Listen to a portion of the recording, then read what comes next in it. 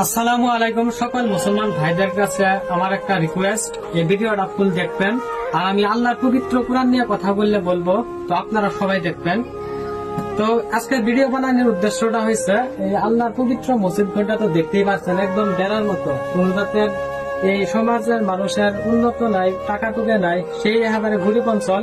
আপনারা প্লিজ সবাই 100-200 আপনারা যতটুকু পারেন, আপনাদের আমি কোরআন নিয়ে আর আমার পাঁচমুড়ে সমাজের মানুষ আমরা সবাই আছি, সবাই মাথা নত করে আপনাদের কাছে আমরা টাকা চাইতেছি, আপনাদের ধনে টাকা চাইতেছি, আপনারা আমাদেরকে ফিরাই দিবেন না। প্লিজ সবাই যতটুকু পারেন আমাদেরকে সহায় করবেন, এই মসজিদটা যাতে আমরা সম্পূর্ণ করতে পারি কামটা। তো বাইরে আপনাদের কাম করা হয়েছে, তো দেখেন কামটা আদা হয়েছে, এই যে দেখতেই পাচ্ছেন সবাই।